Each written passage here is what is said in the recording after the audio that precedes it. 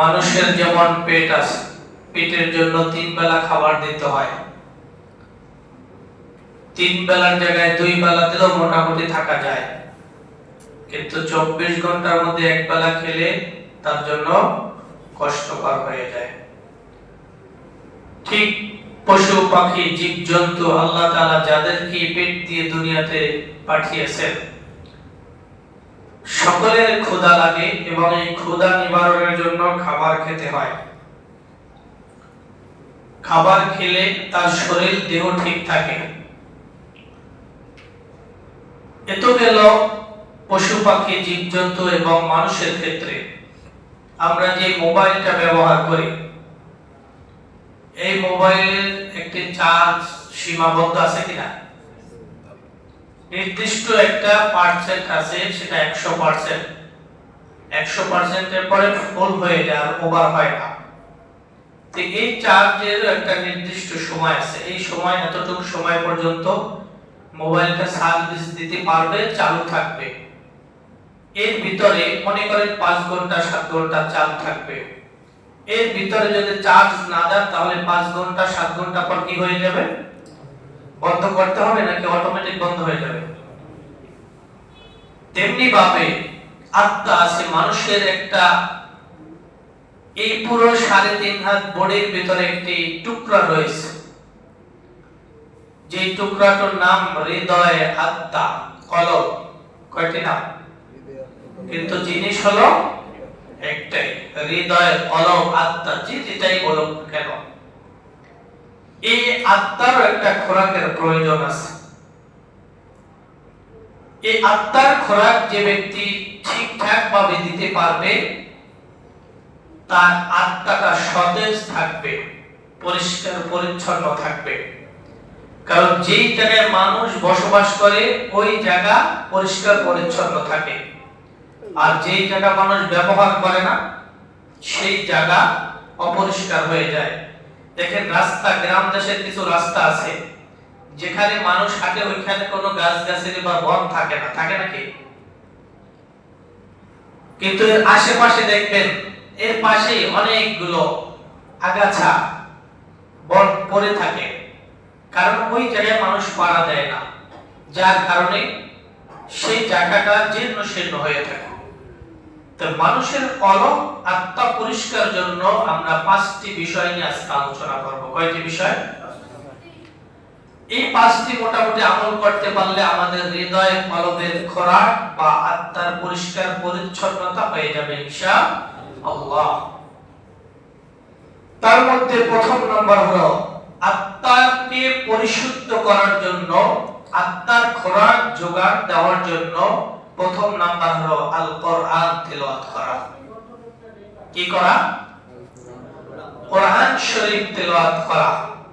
কিন্তু আফসোসের বিষয় হলো এই কোরআন তিলাওয়াত আমরা অধিকাংশ মানুষ জানি না, যারাও জানি রমজান ছাড়া ধরার সুযোগও হয় না। অথচ কোরআন তিলাওয়াতের জন্য আল্লাহ রাব্বুল আলামিন নির্দেশ দিয়েছেন, ইয়াতলু আলাইহিম আয়াতি। আল্লাহ তাআলা নির্দেশ দিয়েছেন, রাসূল সাল্লাল্লাহু আলাইহি সাল্লামও আমাদেরকে নির্দেশ দিয়েছেন, কোরআন তেলাওয়াত করলে আত্মার খোরাক যোগান দেওয়া হয়। যে ব্যক্তি কোরআন তেলাওয়াত করবে, আল্লাহ রাব্বুল আলামিন তার হৃদয়টা, তার কলবটাকে পরিষ্কার পরিচ্ছন্ন করে দিবেন। সুবহানাল্লাহ, জোরে বলুন।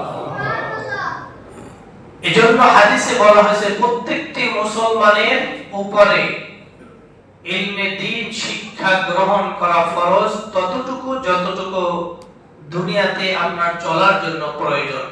এর বাইরে যারা শিখে সেগুলো নফল।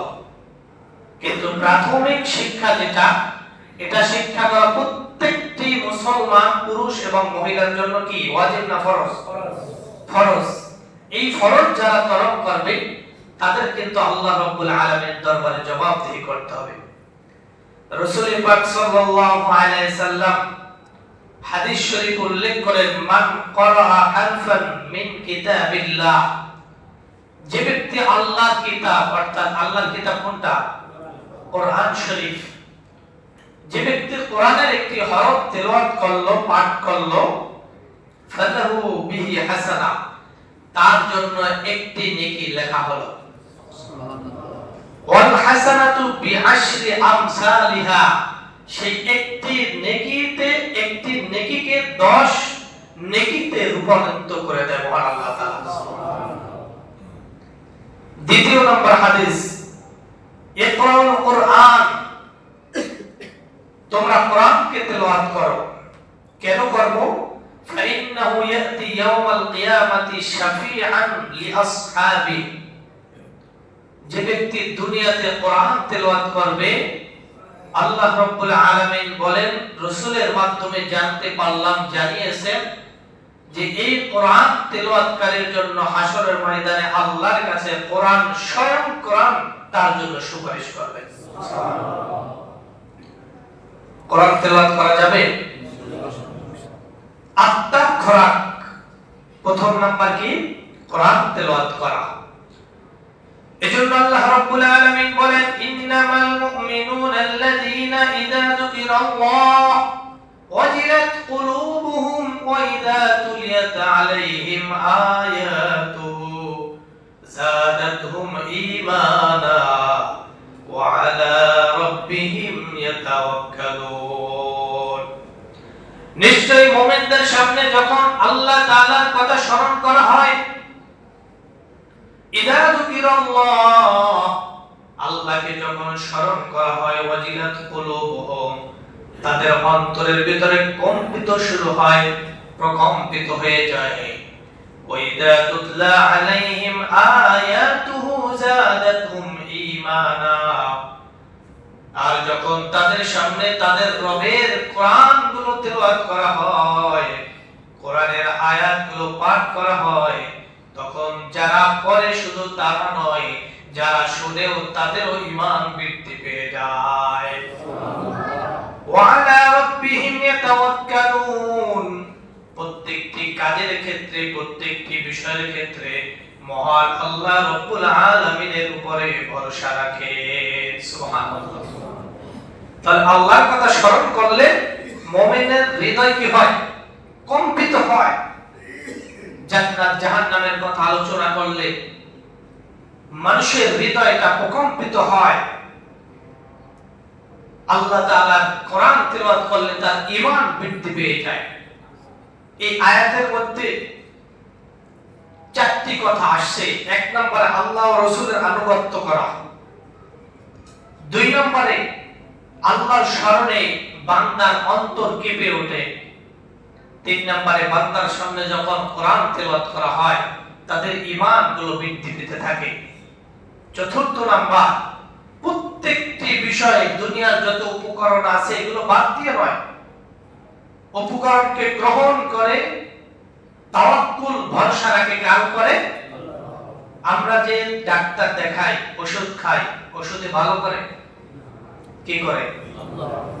এই যে ওষুধে ভালো করে না, এই যে চিন্তাটা, এটাই হলো মুমিনের একটা বৈশিষ্ট্য, মুমিনের গুণ। কিন্তু কেউ যদি মনে করে যে না ওষুধে আমাকে ভালো করছে, তাহলে সেটা আল্লাহর সাথে সাংঘর্ষিক হবে কিনা? আল্লাহ গুণের সাথে, আল্লাহর বরত্বের সাথে, মহত্বের সাথে সাংঘর্ষিক হবে। এজন্য বলেন ওয়া আলা রাব্বিহিম ইয়াতাওয়াক্কালুন, দুনিয়ার যত উপকরণ আছে এগুলো আমরা সব কিছু ব্যবহার করব, এরপরে আমরা ভরসা রাখবো কার উপরে? যে আল্লাহ তাআলা আমাদের মাধ্যমে, এই ওষুধের মাধ্যমে সুস্থ করার মালিক কে? আল্লাহ রাব্বুল আলামিন। এজন্য রাসূল পাক সাল্লাল্লাহু আলাইহি সাল্লাম ইরশাদ করেছেন, তোমরা ঘোড়াকে ছেড়ে দিয়ে আল্লাহর উপর ভরসা করো না, গাধাকে ছেড়ে দিয়ে, উটকে ছেড়ে দিয়ে আল্লাহর উপর তাওয়াক্কুল করো না। আগে বাঁধো ভালো করে, শক্ত করে বেঁধে নাও, তারপরে ভরসা রাখো কার উপরে? আল্লাহর উপরে। মুমিনের চারটি গুণ এই আয়াতের মধ্যে বলা হয়েছে। তারা শুধু কোরআনের উপর আনুগত্য করবে না, আল্লাহ এবং আল্লাহ রাসূলেরও কি করবে? আনুগত্য করবে। আর তাদের সামনে আল্লাহর কথা স্মরণ করলে তাদের হৃদয়গুলো কেঁপে ওঠে। পাই আল্লাহর কথা, আল্লাহর জান্নাত জাহান্নামের কথা যখন বান্দার সামনে তুলে ধরা হয়, মুমিনের গুণ, যে ব্যক্তি মুমিন তার অন্তর কেঁপে উঠবে। তার সামনে তেলাওয়াত করলে অটোমেটিক তার ইমানের ভিতরে মজবুতিয়াত চলে আসবে, তার ঈমান বেড়ে যাবে। তাহলে এই আয়াত দ্বারা বোঝা গেল ঈমান বাড়ে আবার কমেও, স্তর আছে ঈমানে। যার যত ঈমান শক্ত হবে হাসরের ময়দানে আল্লাহ রাব্বুল আলামিনের কাছে সে তত কি হবে? পুরস্কৃত হবে, সে সম্মানিত হবে। এজন্য ঈমানকে মজবুত করা, যেই কাজে আমার ঈমানকে মজবুত করা সম্ভব করা যায় ওই কাজের দিকে ধাবিত হওয়া। তাহলে কোরআন তেলাওয়াত এক নম্বর আত্মার খোরাক বলছিলাম কি? কোরআন তেলাওয়াত করলে আত্মার খোরাক হয়। এই কোরআন তেলাওয়াত আমরা প্রত্যেকেই করার চেষ্টা করব, প্রতিদিন কমপক্ষে 1 পৃষ্ঠা 2 পৃষ্ঠা। বিশেষ করে যে আমলে সূরাগুলো আছে, ফজরের পর সূরা ইয়াসিন, যোহরের পর সূরা ফাতিহা, আসরের পর সূরা নাবা, মাগরিবের পর সূরা ওয়াকিয়া, ইশার পরে সূরা মুলক। রাসূল পাক সাল্লাল্লাহু আলাইহি ওয়াসাল্লাম ইরশাদ করেন, যে ব্যক্তি ইশার পরে প্রতিদিন সূরাতুল মুলক তেলাওয়াত করবে ওই ব্যক্তির জন্য হাসরের ময়দানে কবরের ভিতরে আল্লাহর সামনে দাঁড়িয়ে যাবে আর বলবে, রব্বুল আলামিন এই বান্দাকে জাহান্নামে দেওয়া যাবে না, এই বান্দা আমাকে নিয়মিত তেলাওয়াত করেছে, অতএব তাকে তুমি জাহান্নাম থেকে মুক্তি দিয়ে জান্নাতে তুমি প্রবেশ করিয়ে দাও। সুবহানাল্লাহ। তাহলে কোরআন তেলাওয়াত করলে শুধু দুনিয়ায় না এমন না, কবরে হাসরে সব জায়গায় কি আমাদের, কারণ কোরআন আমাদের জন্য সুপারিশ করবে। এই কোরআনকে শুদ্ধভাবে শিখব এবং তেলাওয়াত করব। আপনি যদি 60 বছর বয়সে অঙ্ক শিখতে পারেন, বাংলা শিখতে পারেন, দুনিয়ার সমস্ত হিসাব নিকাশ শিখতে পারেন, তাহলে কোরআন কি শেখা আপনার পক্ষে অসম্ভব নাকি? যে হিসাব নিকাশ করতে গেলে মানুষের অল্প বয়সে চুল দাড়ি পেকে যায়, সেই হিসাব এত কষ্ট করে আপনি শিখলেন, করলেন, অথচ আল্লাহ তাআলা কোরআনকে সহজ করেছেন না কঠিন করেছেন? সেই কোরআনটাকে আমরা শিখতে পারলাম না, এটা কিন্তু আফসোসের বিষয়। মুসলমান হয়ে মুসলমান জাতি হিসাবে আমরা লজ্জিত যে কোরআন আল্লাহ তাআলা রাসূলের প্রতি নাজিল করেছেন, যে কোরআনের অনেক গুরুত্ব আছে, যে কোরআন তেলাওয়াত করলে হৃদয়টা পরিষ্কার পরিচ্ছন্ন হয়ে যায়, হাসরের ময়দানে আমাদের জন্য সুপারিশ করবে, জাহান্নাম থেকে আমাদেরকে বাঁচাবে, সে কোরআন তেলাওয়াত করতে আমরা অনেকেই জানি না। যারাও জানি কোন রকম, যে তেলাওয়াত করলে অনেক সময় তেলাওয়াতকারীর উপরে লানত হয়, কারণ সহি শুদ্ধভাবে কোরআন তেলাওয়াত করতে না পারলে তার উপরে কি রহমত হয় না নাজিল, না গজব হয়? গজব নাজিল হয়। এজন্য সহি শুদ্ধভাবে তেলাওয়াত করার চেষ্টা করব। আল্লাহ তাআলা আমাদের কোরআন তেলাওয়াত করার তৌফিক দান করুন। আমিন। 2 নাম্বার আত্মার খোরাক কম খাওয়া। কম খাওয়ার মতো মানুষ এখানে মনে হয় নাই। যারাও কম খায় তারা ঠেকায় পড়ে খায়, তাই না? আমি সহ, আমি বাদ না, আমি সহ বলছি, যারাও খায় একটু কম তারা ঠেকে পড়ে। ডাক্তার বলছে একবেলা খাবেন, 1 চামচ ভাত খাবেন, বাস হালাল খাবারগুলো আমরা কি করলাম? পরিহার করে দিলাম, ডাক্তার বলছে। অথচ আল্লাহ তাআলা যে অনেক খাবার খেতে নিষেধ করেছেন, করছেন কিনা? জেনে শুনে বুঝে সব জ্ঞানে স্বইচ্ছায় আমরা সেগুলো গ্রহণ করি কিনা? এজন্য রাসূল পাক সাল্লাল্লাহু আলাইহি ওয়াসাল্লাম বলেন, তোমরা যদি বাঁচার জন্য, মুমিন তো শুধু তার মাজাটাকে সোজা রাখার জন্য খাবে, তার জীবনটা যেন কোন রকম সোজা থাকে, তার ইবাদতের জন্য জীবনটা যেন যতটুকু প্রয়োজন এর বেশি না। এরপর খেতে হলে আল্লাহ রাসূল বলেন, পেটকে 3 ভাগ করো, একবার খাবার, একবার পানি, আর একবার খালি রাখো। যে ব্যক্তি তার শারীরিক মোটামুটি শরীরের অধিকারী, তার সব থেকে ভালো হাঁটা চলা, ইবাদত বন্দেগী সব চলা সহজ।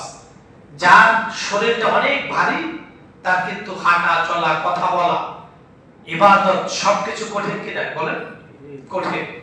এজন্য আল্লাহ রাসূল সাল্লাল্লাহু আলাইহি সাল্লাম বলে, আত্মার খোরাক 2 নম্বরে কম খাওয়া, আল্লাহ তাআলা নির্দেশ দিয়েছেন খাওয়ার জন্য, কিন্তু অতিরিক্ত খাওয়ার জন্য নির্দেশ দেন না। আল্লাহ তাআলা বলেন কুলু ওয়াশরাবু ওয়ালা তুসরিফু, তোমরা খাও পান করো কিন্তু অপচয় করো না। ইন্নাহু লা ইউহিব্বুল মুসরিফিন, আমি অপচয়কারী ব্যক্তিদেরকে ভালোবাসি না। এজন্য আমরা খাওয়ার বেলা একটু সতর্ক হব। পেটের কয় ভাগ খাবো চেষ্টা করব, যদি এটা মনে হয় না সম্ভব কারণ তারপর চেষ্টা করবেন। কারণ যেই খাওয়ানে আমাকে শেষ বয়সে খাওয়ান থেকেই বঞ্চিত করে দেয়, তাহলে আমার এই বয়সে এত খাওয়ার কি প্রয়োজন? এজন্য অল্প খাওয়ার চেষ্টা করব। রাসূলের সুন্নাহ অনুযায়ী যদি আমরা খেতে পারি তাহলে আশা করা যায় শারীরিক মৃত্যু পর্যন্ত আমাদের সুস্থ থাকবে। কিন্তু আমরা তো করি কি, আমরা পুরো পেট ভরে খাই, এমন খাওয়া খাই হাঁসের মতো, লাস্টে পানিও খেতে পারি না। আর কোন রকম যদি দাওয়াতে যাই, আর দাওয়াতের খাবার, তাহলে তার কোনো কথাই নাই। যতটুকু মানে সম্ভব বের হওয়ার আগ পর্যন্ত খেতে থাকি। কিন্তু রাসূল সাল্লাল্লাহু আলাইহি সাল্লাম বলেন যে তোমরা কম খাও, কম খেলে তোমাদের শরীর, তোমাদের মন, তোমাদের দেহ এবং ইবাদত করতে সহজ হবে। দেহ মন ঠিক রাখার জন্য অতি ভোজন এটা ভালো না, কম খাওয়ার নির্দেশ দিয়েছেন। অন্য হাদিসেও একই কথা যে তোমরা কম খাও, কম বেশি খেতে যেও না। বেশি খাওয়া এটা ভালো কোনো লক্ষণ নয়। এজন্য আত্মার খোরাক হিসাবে আমরা কম খাবো। কম খেলে ইবাদত বন্দেগী করতে যেদিন একটু বেশি খাবেন, নিজেরটা নিজেই উপলব্ধি করবেন যে কত কষ্ট হয়। হাঁটতে, কথা বলতে, নামাজ কালাম পড়তে সব দিক থেকে কষ্ট হয়। এজন্য আমরা কম খাওয়ার চেষ্টা করব ইনশাআল্লাহ। বলি ইনশাআল্লাহ। 3 ভাগ করে খাওয়ার চেষ্টা করব। আল্লাহ তাআলা কম খাওয়ার তৌফিক দান করুন। কারণ বেশি খাওয়া, অতি লোভ, অতি ভোজন এগুলো মানুষের দিমাগকে নষ্ট করে দেয়। এজন্য এগুলো থেকে বিরত থাকব। 3 নাম্বার, তাহাজ্জুদ নামাজ পড়া। কি নামাজ পড়া? তাহাজ্জুদ নামাজ আদায় করা। তাহাজ্জুদ নামাজ এমন একটি নামাজ, হাদিস শরীফে রাসূল পাক সাল্লাল্লাহু আলাইহি সাল্লাম বলেন আফজালুস সালাত বাদাল ফরিদা সালাতুল লাইলি। ফরজ নামাজ চেয়ে, ফরজ নামাজের পরে সবচেয়ে গুরুত্বপূর্ণ নামাজ হলো তাহাজ্জুদের নামাজ। তাহাজ্জুদের নামাজ এটা আল্লাহ রাব্বুল আলামিন রাসূলকে পড়ার জন্য নির্দেশ দিয়েছেন। আল্লাহ রাব্বুল আলামিন রাসূলকে নির্দেশ দিয়েছেন যে আপনি তাহাজ্জুদের নামাজ পড়ুন। যে ব্যক্তি তাহাজ্জুদের নামাজ আদায় করবে আল্লাহর নৈকট্য হাসিল তার জন্য সহজ হয়ে যাবে। সুবহানাল্লাহ। এজন্য আল্লাহ পাক বলেন মিনাল লাইলি ফাতাহাজ্জাদ বিহি নাফিলাতাল লাক আসা আন ইয়াবআসাকা রাব্বুকা মাকামান মাহমুদা। রাতের কিছু অংশ তাহাজ্জুদ নামাজ প্রতিষ্ঠা করো, এটা তোমার জন্য ফরজ নামাজের অতিরিক্ত একটি নামাজ। কাকে আদেশ করছেন? রাসূল সাল্লাল্লাহু আলাইহি সাল্লাম। আশা করা যায় তোমার মালিকের বরকত দ্বারা তোমাকে প্রশংসিত করবেন, মর্যাদায় প্রতিষ্ঠিত করবেন, মাকামে মাহমুদ আপনাকে দান করা হবে। সুবহানাল্লাহ। মাকামে মাহমুদ দান করা হবে। যে ব্যক্তি তাহাজ্জুদের নামাজ আদায় করবে তাকেও আল্লাহ তাআলা মর্যাদা, তার সম্মান মর্যাদা আল্লাহ তাআলা বৃদ্ধি করবে। রাসূল সাল্লাল্লাহু আলাইহি সাল্লামকে আল্লাহ তাআলা নির্দেশ দিয়েছেন তাহাজ্জুদের নামাজ পড়ুন।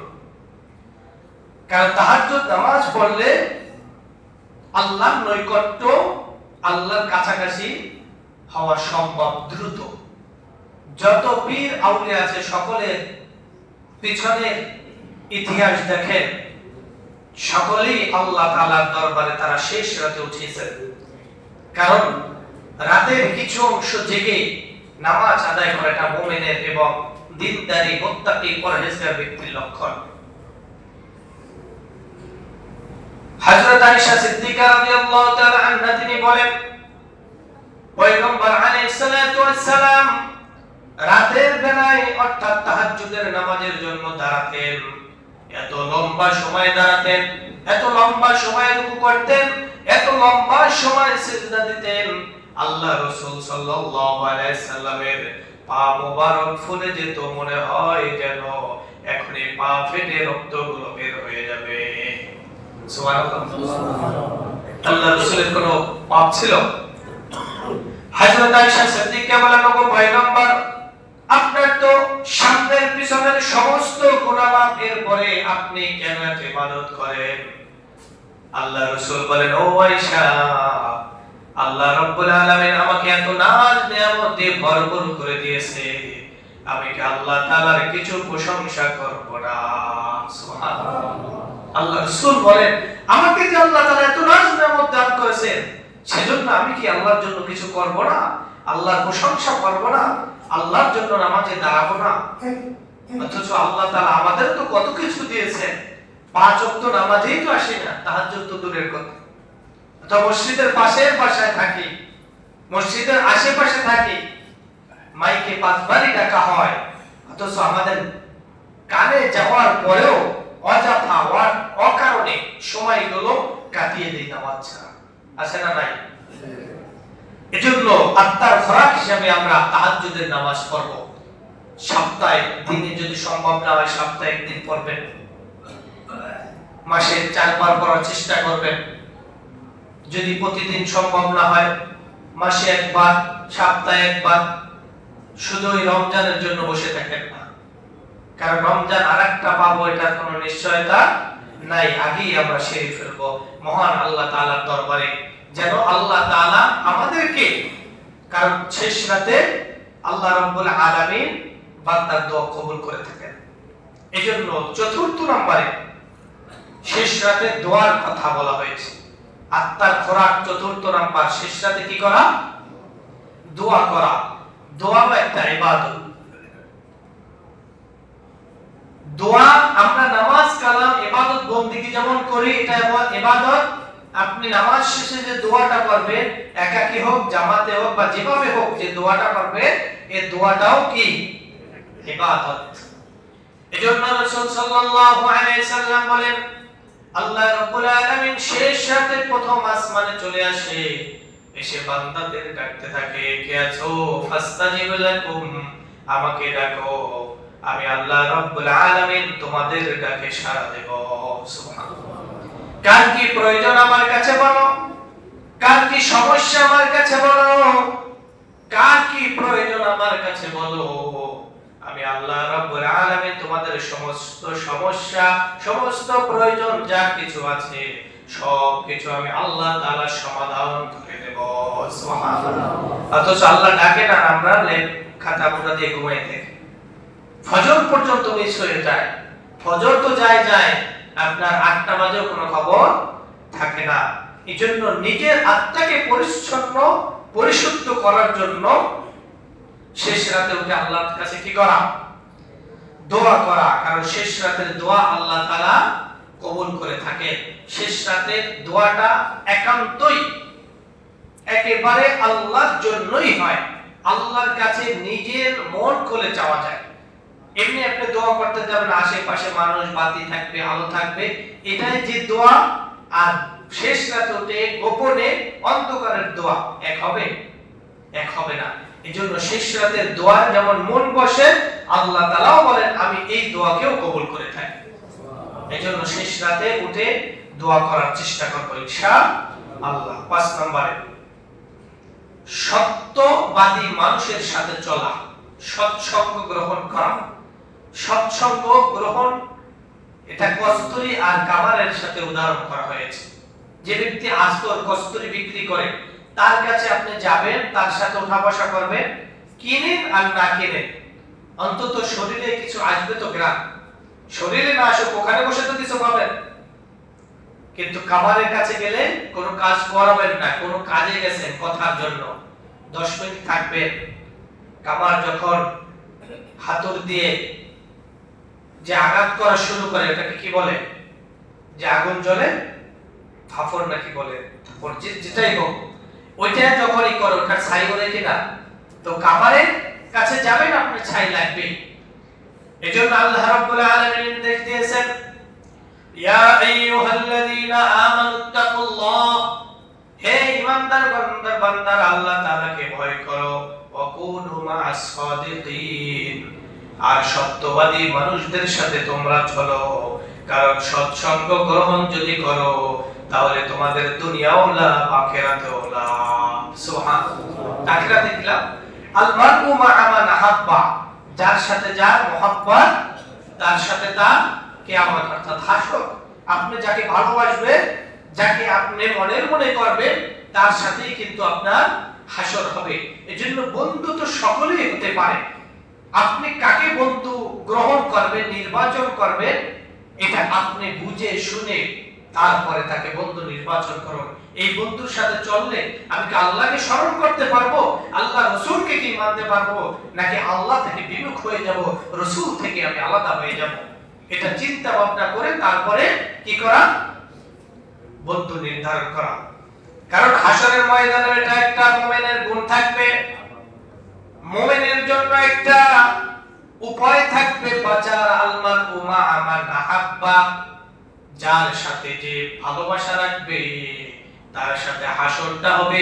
যে ব্যক্তি ভালো মানুষের সাথে থাকবে, ভালো মানুষের সাথে চলাফেরা করবে, আল্লাহ না করুক কোনো কারণে যদি ধরা পড়ে যায়, তাহলে আশা করা যায় ওই ভালো ব্যক্তি যদি মাপ পেয়ে যায়, তাহলে আপনাকে আমাকে, আমরা যারা ভালো মানুষের সাথে চলছি, আশা করা যায় তারাও আমাদেরকে সুপারিশ করে জান্নাতে নিয়ে যাবে। সুবহানাল্লাহ। এজন্য পারবো তো ভালো সঙ্গ দেখবেন আপনি, সৎসঙ্গ আর অসৎসঙ্গ সর্বনাশ। এই বাংলা এই যে কথাটা, এই কথাটা একদম 100% সত্য না অসত্য?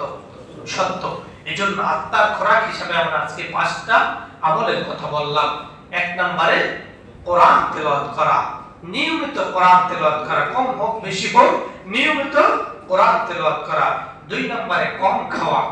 এই কম খাওয়ার ব্যাপারে আমরা সবাই একটু চেষ্টা করব কম খাওয়ার জন্য। 3 নম্বরে তাহাজ্জুদ নামাজ পড়া।